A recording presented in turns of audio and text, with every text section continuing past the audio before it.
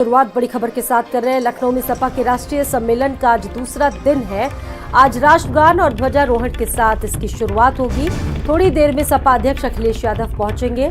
आज सम्मेलन में राष्ट्रीय अध्यक्ष का चयन भी होना है और अखिलेश यादव का राष्ट्रीय अध्यक्ष बनना लगभग पूरी तरह से तय है। तो इस अधिवेशन का आज दूसरा दिन है। राष्ट्रगान और ध्वजारोहण के साथ इस कार्यक्रम की शुरुआत होगी और अखिलेश यादव का राष्ट्रीय अध्यक्ष बनना पूरी तरह से तय है। और आज आपको बता दें कि इस अधिवेशन का, इस सम्मेलन का दूसरा दिन है। रमाबाई नगर में ये सम्मेलन चल रहा है।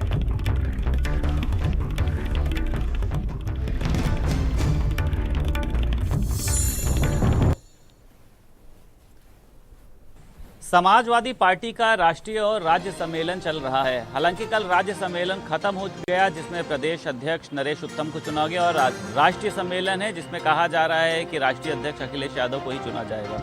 लेकिन आज एक खास बात ये देखने को मिल रही है कि जहां इस सम्मेलन में दूर दूर से लोग आ रहे हैं, लेकिन वहीं पर अखिलेश यादव को अपना नेता मानने वाले, अखिलेश यादव को अपना हीरो मानने वाले भी कुछ कार्यकर्ता हैं। हालांकि उन कार्यकर्ताओं को कह सकते हैं कि दिव्यांग की श्रेणी में रखा गया है, लेकिन जहां तक मुझे लगता है कि ये उस तमाम श्रेणी से ऊपर हैं, क्योंकि पार्टी के तमाम ऐसे कार्यकर्ता हैं जिनके हाथ पैर होने के बावजूद भी वो अपने घरों से बाहर नहीं निकलते हैं। लेकिन ये कुछ कार्यकर्ता ऐसे हैं जो अपने बैसाखी के सहारे, कोई उन्नाव से और कोई ना जाने कहां से आया है, सिर्फ अखिलेश यादव के कार्यक्रम में शामिल होने के लिए अपनी आंखों से अखिलेश यादव को फिर से राष्ट्रीय अध्यक्ष के पद पर देखना चाहते हैं। हमारे साथ एक कार्यकर्ता है, समाजवादी पार्टी के जुझारू कार्यकर्ता हैं। कहाँ से आए हैं आप? कानपुर देहात, रसूलाबाद।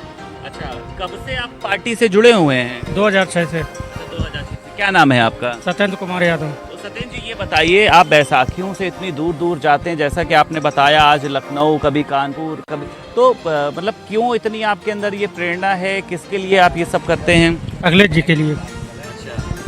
अखिलेश यादव जी को आप चाहते हैं कि आज फिर से राष्ट्रीय अध्यक्ष के रूप में? जी, अखिलेश जी को दोबारा पुनः मैं चाहता हूँ राष्ट्रीय अध्यक्ष बनने के लिए। और हमारे साथ एक कार्यकर्ता और मौजूद हैं। कब से जुड़े हैं आप पार्टी से?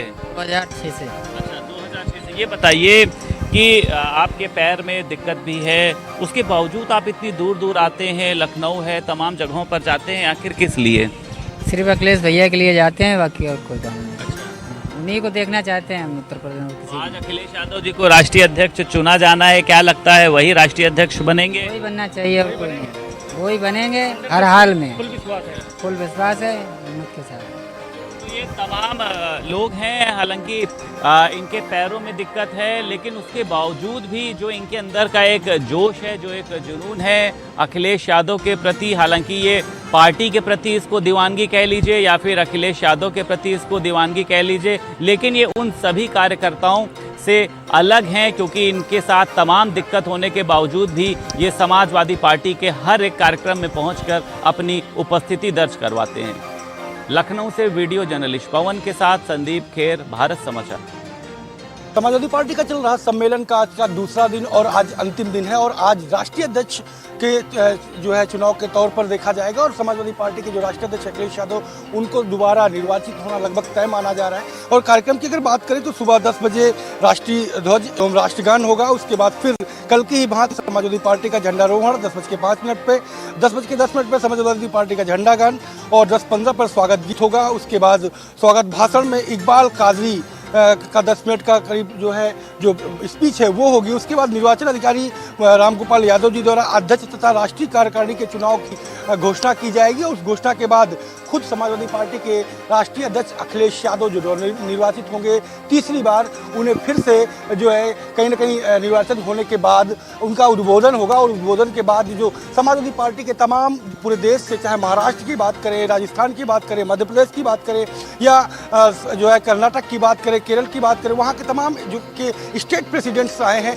उनके समर्थन के बाद उनके भाषण का अवलोकन होगा, भाषण होगा और भाषण के बाद इस कार्यक्रम को करीब माना जा रहा है कि शाम 5 बजे पूरी तरीके से समाप्त हो जाएगा। लेकिन ये जो सम्मेलन चल रहा है उस सम्मेलन में 2024 की झलकियां और तैयारियां पूरी तरीके से देखने को मिल रही हैं और समाजवादी पार्टी अब आगे आने वाले दिनों में किस तरीके से सियासत करेगी यूपी में और किन जगह वोटरों पर उसकी निगाहें होंगी, उन तमाम मुद्दों पर भी चर्चाएं देखने को मिलेंगी।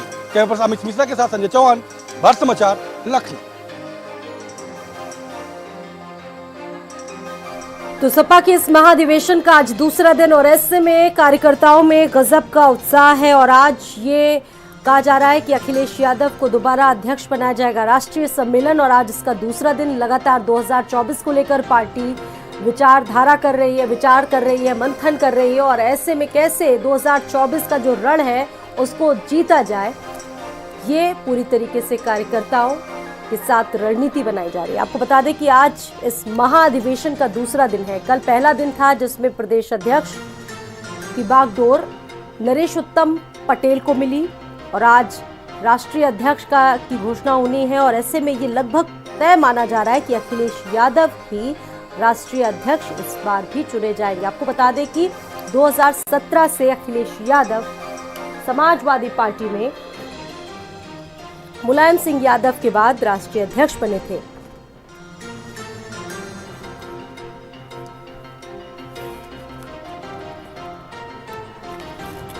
और हमारे सहयोगी संजय चौहान जुड़ चुके हैं इस पर और ज्यादा जानकारी देने के लिए। संजय से हम बातचीत करेंगे। संजय, आज इस महाधिवेशन का दूसरा दिन, बहुत सारी तैयारियां हमने देखा, कार्यकर्ताओं में भी गजब का उत्साह। कितने बजे से शुरू होगा ये पूरा अधिवेशन संजय? कल की भांति ही 10:05 पर राष्ट्रगान होगा, राष्ट्रध्वज का फहराया जाएगा राष्ट्रीय अध्यक्ष अखिलेश यादव द्वारा। उनका निर्वाचन होना तय लगभग माना जा रहा है। उसके बाद 10:10 पर पार्टी का एंथम होगा और पार्टी का ध्वज जो है वो फहराया जाएगा। उसके साथ ही जो स्वागत भाषण होगा और उसके बाद जो चुनावी प्रक्रिया है उस पर रामगोपाल यादव उसकी घोषणा करेंगे और फिर अखिलेश यादव का उद्बोधन होगा, भाषण होगा और उस भाषण के बाद फिर तमाम मुद्दों पर चर्चाएं शुरू होंगी और चर्चाएं शाम तक चलेंगी और शाम को समापन भाषण के बाद इस कार्यक्रम को खत्म माना जाएगा, अधिवेशन को खत्म माना जाएगा, क्योंकि आज का ये दूसरा दिन है। लेकिन इस अधिवेशन के जरिए समाजवादी पार्टी ने जो दूर की कौड़ी का गेम खेला है उसके पीछे एक बड़ा खास मकसद है। सबसे पहले तो मैं बताऊं आपको कि रमाबाई अंबेडकर मैदान ही क्यों चुना गया। 2024 में रमाबाई अंबेडकर मैदान का एक अपना महत्व होगा। यहाँ से जो मैसेज जा रहा है उसका भी अपना एक महत्व होगा, क्योंकि कभी मुख्य विपक्षी पार्टी के तौर पर समाजवादी पार्टी को टक्कर देती हुई बसपा नजर आती थी और बसपा इसी ग्राउंड में अपने सारे बड़े कार्यक्रम करती नजर आती थी। आज सुबह से देखिए कि कार्यकर्ताओं का जो हुजूम है वो लग गया है, लेकिन इसके पीछे खास मकसद है कि कमजोर पड़ती बसपा के वोट बैंक पर किस तरीके से समाजवादी पार्टी को अपनी ओर उनको किया जाए और साथ ही साथ और उन जो लोहियावादी और अंबेडकरवादी विचारधारा के लोग हैं उन्हें पार्टी के साथ जोड़ा जाए और समाजवादी पार्टी का कुनबा और किस तरीके से बढ़ाया जाए। क्योंकि 2022 के विधानसभा चुनाव में इसी मूल मंत्र के जरिए जो समाजवादी पार्टी का वोट बैंक है वो वोट बैंक 37 कुछ पॉइंट पर पहुंचा था। ये समाजवादी पार्टी के स्थापना दिवस से लेकर के अब तक का सबसे बेहतरीन रिकॉर्ड मत प्रतिशत के तौर पर देखा जाए तो वो रहा है। इसे और कैसे बढ़ाया जाए, कैसे सर्व समाज पर कल जिस तरीके से मंच की तस्वीरें देखने को मिली वो मंच पुराने टाइम में जब नेताजी कभी अध्यक्ष हुआ करते थे, पार्टी की स्थापना हुई थी तो पिछड़े, अति पिछड़े, दलित, अगड़े, इन सबका संघर्षों की पार्टी कहा जाता था समाजवादी पार्टी को और कहीं ना कहीं वही रास्ता एक बार फिर से समाजवादी पार्टी ने चुना भी है इस बार। संजय, हमने तस्वीरों में भी देखा, चाहे विधानसभा से सत्र वॉकआउट करने की बात रही हो या फिर जनहित से जुड़े तमाम मुद्दे, सड़क पर समाजवादी पार्टी संघर्ष करती आई और देखिए तस्वीरें भी दिखा रहे हैं दर्शकों को हमारे कि किस तरीके से ये जो महाधिवेशन चल रहा है, कार्यकर्ताओं में कितना उत्साह है। क्या लगता है कि जिस तरीके से 2022 में जो नतीजे नहीं अनुकूल आ पाए थे, 2024 को लेकर कार्यकर्ताओं को किस तरीके का मूल मंत्र दिया जा रहा है? संजय, बिल्कुल, कार्यकर्ताओं को पूरी तरीके से अब एक ही मूल मंत्र है कि समाजवादी पार्टी संघर्ष की पार्टी रही है, संघर्ष से निकल करके आई है। अक्टूबर से प्लान किया गया। इस अधिवेशन के बाद जैसे ही अक्टूबर का शुरुआत होगी, निकाय चुनाव की तैयारियों को देखते हुए स्थानीय परेशानियों को सरकार ने किस तरीके से दूर नहीं किया, उन मुद्दों को लेकर के लगातार प्रदर्शन करने को देखने को मिलेगा। उसके लिए पूरी तरीके से रूपरेखा तैयार कर ली गई है। इस अधिवेशन के बाद उस रूपरेखा का भी ऐलान किया जाएगा। समाजवादी पार्टी के राष्ट्रीय अध्यक्ष खुद सदन से लेकर सड़क तक लगातार संघर्ष कर रहे हैं। 24 में जो यूपी की पटकथा है उसमें नई इबारत कैसी लिखी जाए, उसको लेकर के कार्यकर्ताओं को पूरी तरीके से जोश भरने का काम और कार्यकर्ता संघर्ष ज़्यादा से ज़्यादा सड़क पर करें। कल ही जो यहाँ पर अधिवेशन के दौरान जो राज्य सम्मेलन चल रहा था, उसी दौरान कार्यकर्ताओं से शपथ ली जा रही थी, उनको जोश दिया जा रहा था कि इस समाजवादी पार्टी के लिए संघर्ष सड़क से लेकर के सदन तक जो विधायक हैं, राष्ट्रीय अध्यक्ष वो भी करेंगे। कार्यकर्ता सड़कों पर इसका विरोध करें, जो पार्टी का आह्वान हो, जिन मुद्दों पर आह्वान हो, उन मुद्दों पर पहुंचे। गांव-गांव तक सर्व समाज की समरसता कैसे बनाई जाए, उस पर लगातार विचार विमर्श चल रहा था। तो हर प्रकार कुल मिलाकर के चाहे समाज का कोई भी तबका हो, उस तबके को लेकर के लगातार समाजवादी पार्टी जोड़ने का काम कर रही है। साथ ही साथ दलित उत्पीड़न हो, अल्पसंख्यक उत्पीड़न हो या गरीबों के उत्थान की बातें केवल मंच तक रही हो, उस पर किस तरीके से काम सरकार ने नहीं किया, उन पर घेरना हो, बेरोजगारी का मुद्दा हो, महंगाई का मुद्दा हो, इन तमाम मुद्दों को लेकर के समाजवादी पार्टी पूरी तरीके से मुखर नजर आ रही है और इसी सम्मेलन के जरिए जोश भरने का काम किया जा रहा है। स्वाति। और ठीक है संजय, हम आपके पास वापस लौटेंगे। हमारे साथ हमारे दो और सहयोगी इस वक्त जुड़ चुके हैं और ज्यादा जानकारी के साथ और ज्यादा अपडेट के साथ सीधा रुख करेंगे हमारे सहयोगी संदीप और अजहर, दोनों हमारे साथ जुड़ चुके हैं लखनऊ से। पहले रुख करेंगे संदीप का। संदीप, 2014 की अगर बात करें, 2000 से लेकर 14 से लेकर 2019 तक लगातार समाजवादी पार्टी ने बहुत सारी कोशिशें की, लेकिन वो बीजेपी का जो कह सकते हैं कि तिलिस्म था वो तोड़ नहीं पाई। हालांकि मंथन लगातार किया जा रहा है 2024 को लेकर, लेकिन बहुत सारे ऐसे मुद्दे हैं हमने देखा कि जिनको खुलकर समाजवादी पार्टी ने उठाया, चाहे वो महंगाई से जुड़ा मुद्दा हो, रोजगार से जुड़ा मुद्दा हो, बहुत सारे ऐसे मुद्दे। क्या आपको लगता है कि 2024 में बीजेपी का वो तिलिस्म तोड़ पाएगी समाजवादी पार्टी?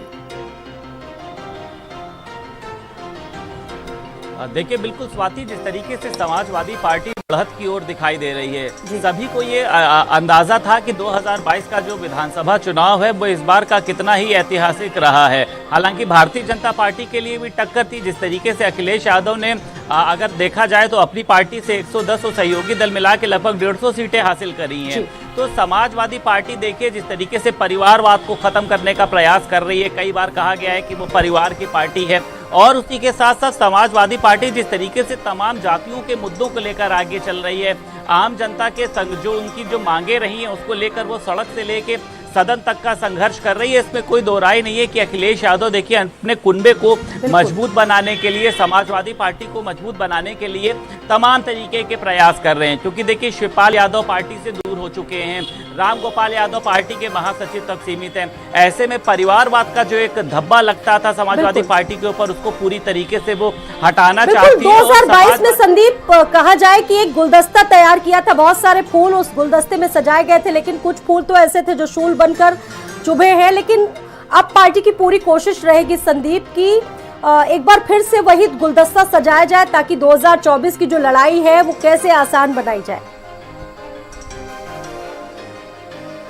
देखिए बिल्कुल स्वाति, विपक्ष के रूप में भारतीय जनता पार्टी के सामने समाजवादी पार्टी ही है, और जो समाजवादी पार्टी का ये राष्ट्रीय और राज्य सम्मेलन है, इसको ऐतिहासिक बनाने के लिए देखिए अखिलेश यादव किसी भी तरीके की कोई कसर नहीं छोड़ना चाहते। हालांकि 5 साल पहले ही उन्होंने राष्ट्रीय अध्यक्ष पद की कमान संभाली है, और इस बार का भी ये जो सम्मेलन है ये पूरी तरीके से अखिलेश यादव पर ही केंद्रित है। अखिलेश यादव ही इसके सर्वे सर्वा हैं। तमाम पार्टी के बड़े जो कह सकते हैं पदाधिकारी हो या फिर कार्यकारिणी सदस्य हो, वो यहाँ पर पहुंचे, वो अंदर ही अंदर से अखिलेश यादव को अपना नेता मान चुके हैं। और उन सभी का कहना यह है कि आज 11 बजे जब अखिलेश यादव को राष्ट्रीय अध्यक्ष चुना जाएगा तो उसमें सभी की सहमति है, और इस पूरे सम्मेलन को समाजवादी पार्टी के लोग त्योहार की तरह मना रहे हैं। एक उत्साह है उनके अंदर। कल जिस तरीके से वहां पर भीड़ दिखाई दे रही थी, आसपास का पूरी ट्रैफिक व्यवस्था जो है वो ध्वस्त। ठीक है संदीप, मैं आपके पास वापस लौटूंगी, एक बार रुक कर लेते हैं हमारे सहयोगी अजहर का। अजहर भी हमारे साथ मौजूद है, सीधा रुक करेंगे अजहर का। अजहर, आपके पास और क्या जानकारी है इस महाधिवेशन के बारे में?